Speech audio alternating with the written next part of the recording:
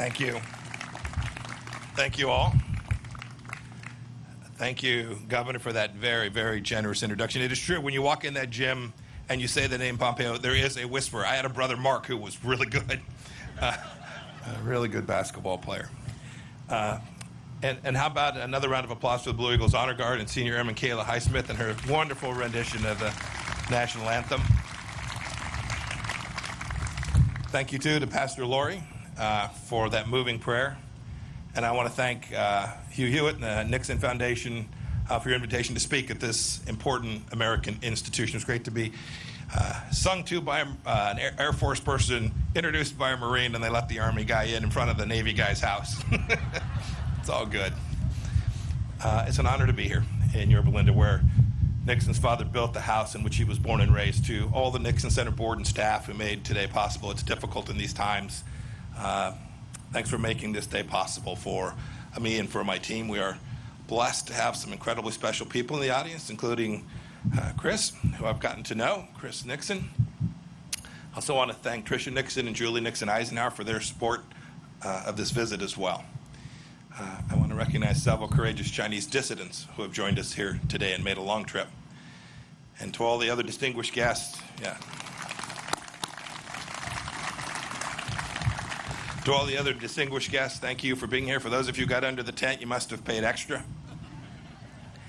And those of you watching live, thank you for tuning in. And finally, as the governor mentioned, I was born here in Santa, not very far from here. I've got my sister and her husband in the audience today. Thank you all for coming out. I bet you never thought that I'd be standing up here. My remarks today are the fourth set of remarks in a series of China speeches that I asked National Security Advisor Robert O'Brien, FBI Director Chris Wray, and the Attorney General Barr to deliver alongside me. We had a very clear purpose, a real mission, was to explain the different facets of America's relationship with China. The massive imbalances in that relationship that have built up over decades, and the Chinese Communist Party's designs for hegemony. Our goal was to make clear that the threats to Americans that President Trump's China policy aims to address are clear, and our strategy for securing those freedoms established. You know, Ambassador O'Brien spoke about ideology. FBI Director Wray talked about espionage. Attorney General Barr spoke about economics. And now my goal today is to put it all together for the American people and detail what the China threat means for our economy, for our liberty, and indeed for the future of free democracies around the world. Next year marks half a century since Dr. Kissinger's secret mission to China, and the 50th anniversary of President Nixon's trip isn't too far away in 2022. You know, the world was much different then. We imagined engagement with China would produce a future with bright promise of comedy and cooperation. But today we're all still wearing masks and watching the pandemic's body count rise because the CCP failed in its promises to the world. We're reading every morning new headlines of repression in Hong Kong and in Xinjiang. We're seeing staggering statistics of Chinese trade abuses that cost American jobs and strike enormous blows to the economies all across America, including here in Southern California. And we're watching a Chinese military that grows stronger and stronger and indeed more menacing. I'll echo the questions ringing in the hearts and minds of Americans from here in California to my home state of Kansas and beyond. What do the American people have to show now, 50 years on, from engagement with China? Did the theories of our leaders that proposed Chinese evolution towards freedom and democracy prove to be true? Is this China's definition of a win-win situation? And indeed, centrally, from the Secretary of State's perspective, is America safer? Do we have a greater likelihood of peace for ourselves and peace for the generations which will follow us? Look, we have to admit a hard truth. We must admit a hard truth that should guide us in the years and decades to come. That if we want to have a free 21st century and not the Chinese century of which Xi Jinping dreams, the old paradigm of blind engagement with China simply won't get it done. We must not continue it, and we must not return to it. President Trump has made very clear we need a strategy that protects the American economy and indeed our way of life. The free world must triumph over this new tyranny. Now, before I seem too eager to tear down President Nixon's legacy, I want to be clear that he did what he believed was best for the American people at the time, and he may well have been right. He was a brilliant student of China, a fierce Cold Warrior, and a tremendous admirer of the Chinese people, just as I think we all are. He deserves enormous credit for realizing that China was too important to be ignored, even when the nation was weakened because of its own self-inflicted communist brutality. In 1967, in a very famous Foreign Affairs article, Nixon explained his future strategy. Here's what he said. He said, taking the long view, we simply cannot afford to leave China forever outside of the family of nations. The world cannot be safe until China changes. Thus, our aim, to the extent we can, we must influence events. Our goal should be to induce change. And I think that's the key phrase from the entire article, to induce change. So with that historic trip to Beijing, President Nixon kicked off our engagement strategy. He nobly sought a freer and safer world, and he hoped that the Chinese Communist Party would return that commitment. As time went on, American policymakers increasingly presumed that as China became more prosperous, it would open up, it would become freer at home, and indeed present less of a threat abroad. It'd be friendlier. It all seemed, I am sure, so inevitable. But that age of inevitability is over. The kind of engagement we've been pursuing has not brought the kind of change inside of China that President Nixon had hoped to induce. The truth is that our policies and those of other free nations resurrected China's failing economy only to see Beijing bite the international hands that were feeding it. We opened our arms to Chinese citizens only to see the Chinese Communist Party exploit our free and open society. China sent propagandists into our press conferences, our research centers, our high schools, our colleges, and even into our PTA meetings. We marginalized our friends in Taiwan, which later blossomed into a vigorous democracy. We gave the Chinese Communist Party and the regime itself special economic treatment, only to see the CCP insist on silence over its human rights abuses as the price of admission for Western companies entering China.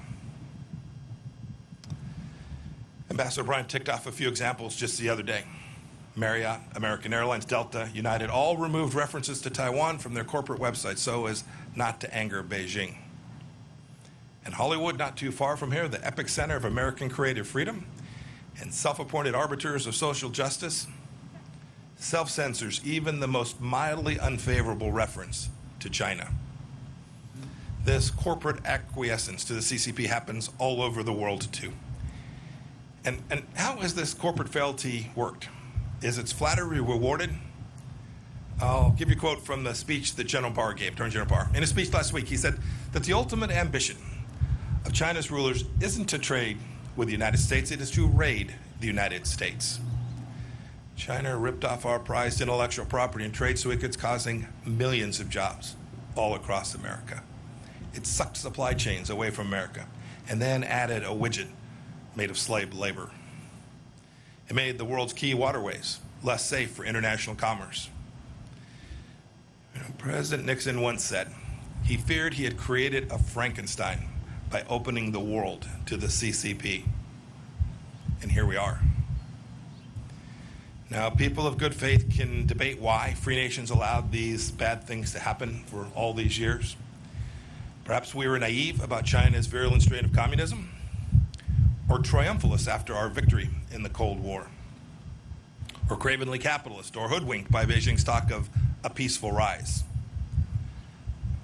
Whatever the reason, today China is increasingly authoritarian at home and more aggressive in its hostility to freedom everywhere else. And President Trump has said enough. I don't think many people on either side of the aisle dispute the facts that I've laid out today. But even now, some are insisting that we preserve the model of dialogue for dialogue's sake. Now, to be clear, we'll keep on talking, but the conversations are different these days. I traveled to Honolulu now just a few weeks back to meet with Yang Jishe. It was the same old story. Plenty of words, but literally no offer to change any of the behaviors. Yang's promises, like so many the CCP made before him, were empty. His expectations, I surmise, were that I'd cave to their demands, because frankly, this is what too many prior administrations have done. I didn't, and President Trump will not either. As Ambassador O'Brien explained so well, we have to keep in mind that the CCP regime is a Marxist-Leninist regime. General Secretary Xi Jinping is a true believer in a bankrupt totalitarian ideology. It's this ideology that informs his decades-long desire for global hegemony of Chinese communism. America can no longer ignore the fundamental political and ideological differences between our countries, just as the CCP has never ignored them. My experience in the House Intelligence Committee, and then as director of the Central Intelligence Agency, and my now 2+ years as America's Secretary of State have led me to this central understanding that the only way to truly change communist China is to act not on the basis of what Chinese leaders say, but how they behave. And you can see American policy responding to this conclusion. President Reagan said that he dealt with the Soviet Union on the basis of trust but verify. When it comes to the CCP, I say we must distrust and verify. We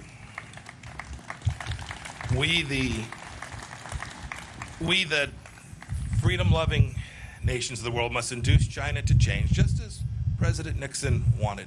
We must induce China to change in more creative and assertive ways because Beijing's actions threaten our people and our prosperity.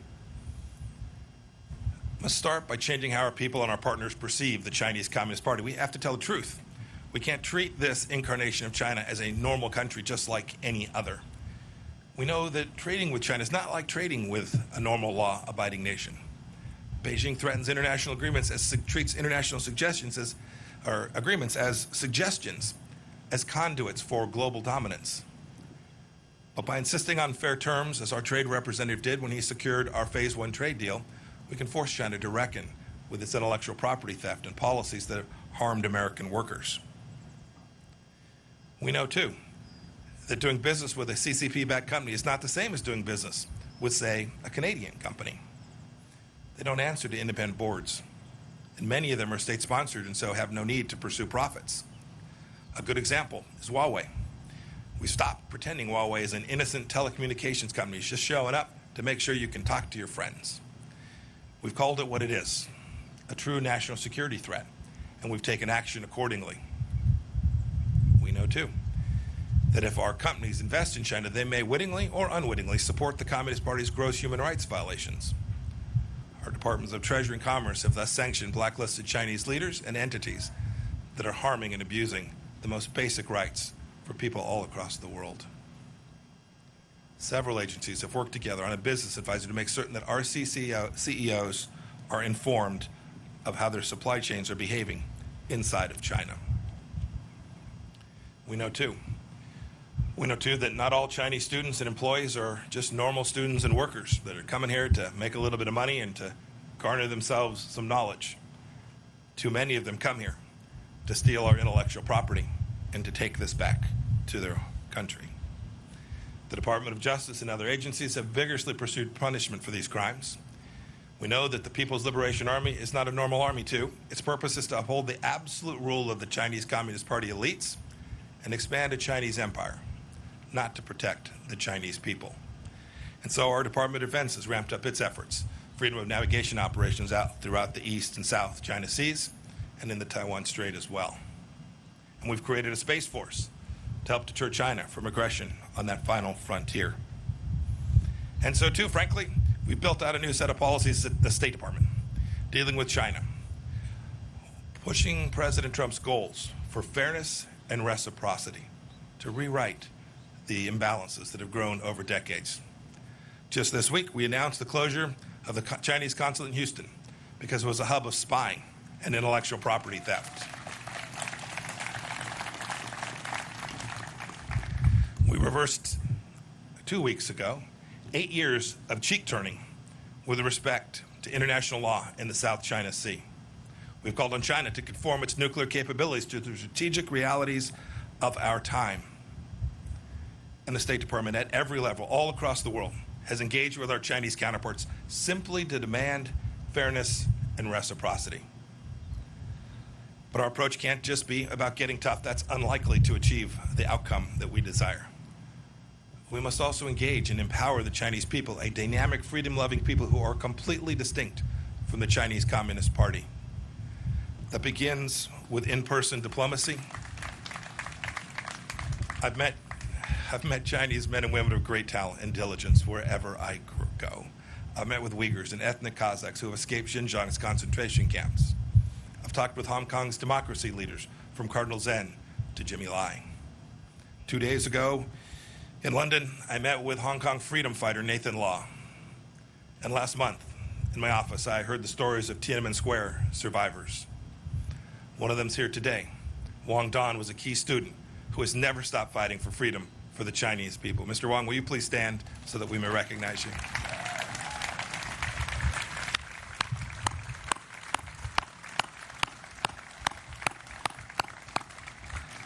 Also with us today is the father of the Chinese democracy movement, Wei Jinsheng.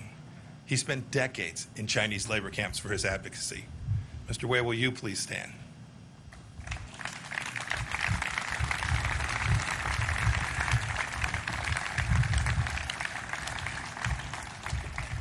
You know, I grew up and served my time in the Army during the Cold War, and if there's one thing I learned, communists almost always lie. The biggest lie that they tell is to think that they speak for 1.4 billion people who are surveilled, oppressed, and scared to speak out. Quite the contrary, the CCP fears the Chinese people's honest opinions more than any foe. And save for losing their own grip on power, they have no reason to. Just think how much better off the world would be, not to mention the people inside of China, if we had been able to hear from the doctors in Wuhan and they'd been allowed to raise the alarm about the outbreak of a new and novel virus. For too many decades, our leaders have ignored, downplayed the words of brave Chinese dissidents and warned us about the nature of the regime we're facing, and we can't ignore it any longer. They know as well as anyone that we can never go back to the status quo. But changing the CCP's behavior cannot be the mission of the Chinese people, and free nations have to work to defend freedom. It's the furthest thing from easy. But I have faith we can do it. I have faith because we've done it before. We know how this goes. I have faith because the CCP is repeating some of the same mistakes that the Soviet Union made. Alienating potential allies, breaking trust at home and abroad, rejecting property rights and predictable rule of law. I have faith because of the awakening I see among other nations that know we can't go back to the past in the same way that we do here in America. I've heard this from Brussels to Sydney to Hanoi. And most of all, I have faith we can defend freedom because of the sweet appeal of freedom itself. Look at the Hong Kongers clamoring to emigrate abroad as the CCP tightens its grip on that proud city. They wave American flags. It's true. There are differences. Unlike the Soviet Union, China is deeply integrated into the global economy. But Beijing is more dependent on us than we are on them.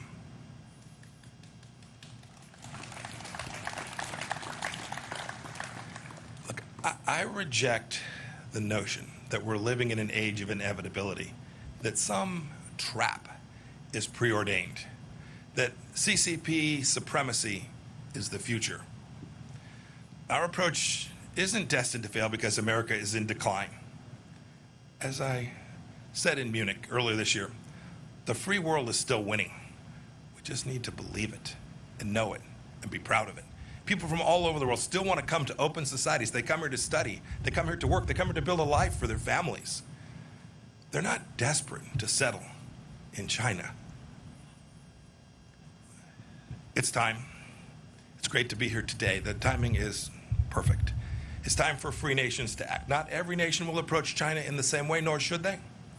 Every nation will have to come to its own understanding of how to protect its own sovereignty, how to protect its own economic prosperity, and how to protect its ideals from the tentacles of the Chinese Communist Party.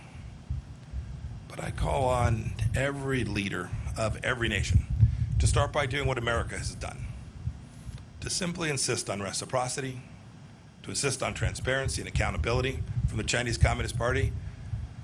It's a cadre of rulers that are far from homogenous, and these simple and powerful standards will achieve a great deal. For too long, we let the CCP set the terms of engagement, but no longer. Free nations must set the tone. We must operate on the same principles. We have to draw common lines in the sand that cannot be washed away by the CCP's bargains or their blandishments. Indeed, this is what the United States did recently when we rejected China's unlawful claims in the South China Sea once and for all, as we have urged countries to become clean countries so that their citizens' private information doesn't end up in the hand of the Chinese Communist Party. We did it by setting standards. Now, it's true, it's difficult. It's difficult for some small countries. They fear being picked off. Some of them, for that reason, simply don't have the ability or the courage to stand with us for the moment. Indeed, we have a NATO ally of ours that hasn't stood up in the way that it needs to with respect to Hong Kong because they fear Beijing will restrict access to China's market. This is the kind of timidity that will lead to historic failure. And we can't repeat it. We cannot repeat the mistakes of these past years. The challenge of China demands exertion, energy from democracies, those in Europe, those in Africa, those in South America, and especially those in the Indo-Pacific region. And if we don't act now, ultimately, the CCP will erode our freedoms and subvert the rules-based order that our societies have worked so hard to build. If we bend the knee now, our children's children may be at the mercy of the Chinese Communist Party, whose actions are the primary challenge today in the free world. General Secretary Xi is not destined to tyrannize inside and outside of China forever unless we allow it. Now, this isn't about containment. Don't buy that. It's about a complex new challenge that we've never faced before. The USSR was closed off from the free world. Communist China is already within our borders. So we can't face this challenge alone. The United Nations, NATO, the G7 countries, the G20, our combined economic, diplomatic, and military power is surely enough to meet this challenge if we direct it clearly and with great courage. Maybe it's time for a new grouping of like-minded nations, a new alliance of democracies. We have the tools. I know we can do it. Now we need the will. To quote scripture, I ask, is our spirit willing, but our flesh weak? If the free world doesn't change, Communist China will surely change us. There can't be a return to the past practices because they're comfortable or because they're convenient. Securing our freedoms from the Chinese Communist Party is the mission of our time, and America is perfectly positioned to lead it because our founding principles give us that opportunity. As I explained in Philadelphia last week, staring at Independence Hall, our nation was founded on the premise that all human beings possess certain rights that are unalienable, and it's our government's job to secure those rights. It is a simple and powerful truth. It's made us a beacon of freedom for people all around the world, including people inside of China. Indeed, Richard Nixon was right when he wrote in 1967 that the world cannot be safe until China changes. Now it's up to us to heed his words. Today, the danger is clear, and today the awakening is happening. Today, the free world must respond. We can never go back to the past. May God bless each of you. May God bless the Chinese people. And may God bless the people of the United States of America. Thank you all.